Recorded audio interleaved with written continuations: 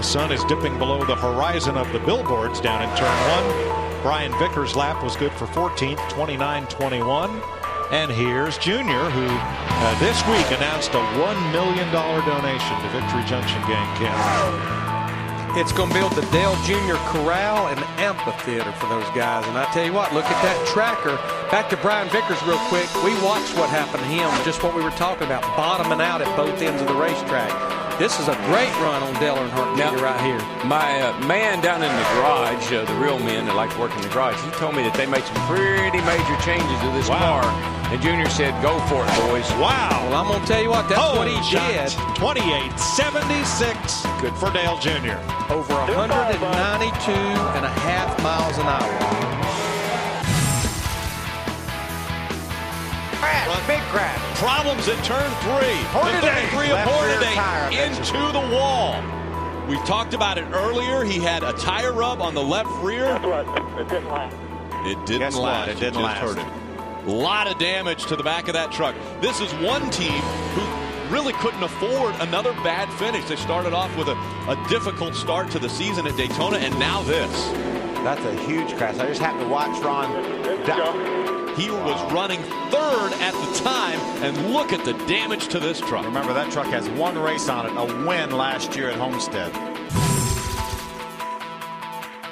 Second attempt at an overdrive finish. If the leader takes the white flag under green, the next flag ends the race. Oh, big start for Kurt Busch. Yeah, and the 9 car got in the back of the 42, and Kurt Busch is long gone. Here comes Kenseth, way on the bottom past Menard. Kurt Busch off turn number 4.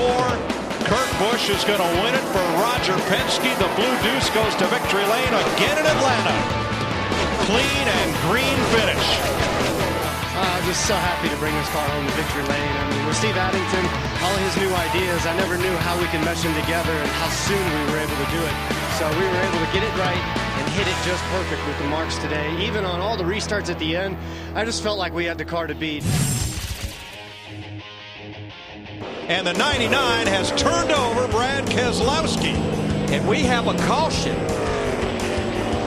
My goodness. I don't know if I'm okay. Keselowski was on track for a 6th place finish. We're told there was contact between Edwards and Keselowski. And have we seen that somewhere once before? Talladega last year and early in this race at lap 41. A little crossover move here by Carl. Clean here, clean here. Just slight contact. Look at that thing go. That looks so much like Edwards' turnover at Talladega off the bumper of Keselowski. It really did, and I'm so wondering and hoping that when they put the spoiler back on these cars, they'll quit turning over like this. Keselowski's put the window net down.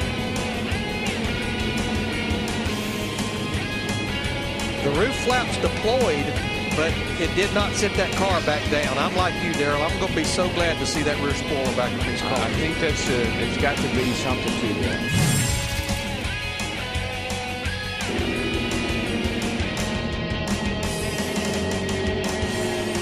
Yeah, I'm okay. You know, first off, Penske Racing had some phenomenal cars today.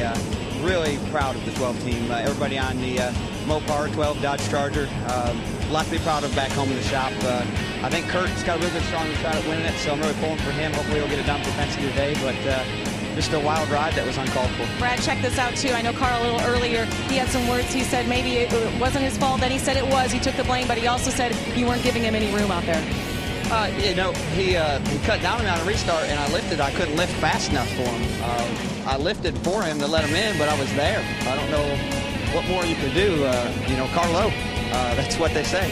So I was underneath him, tried to come a break. It was too late, though. He turned out. So I apologized to him, but there's nothing I could do in that situation. And to come back and just intentionally wreck someone, that's not cool. I mean, it could have killed somebody in the grandstands. And I know that it's a little ironic that it's got me saying that, but at least I didn't do it intentionally when it happened. So it'll be interesting to see how NASCAR reacts to it. They have the ball. If they're going to allow people to intentionally wreck each other at tracks this fast, we will hurt someone either in the cars or in the grandstands. So it's not cool to intentionally wreck somebody at 195 mile an hour. Well, Brad knows the deal between him and I, and you know, the scary part was that his car went airborne, which was not at all what I expected. And you know, at the end of the day, we come out here to race, and people got to have respect for one another, and I have a lot of respect for people's safety. And I wish that wouldn't have gone like it did, but I'm glad he's okay, and we'll just go on and race some more, and maybe him and I won't have any more incidents together. That'd be the best thing.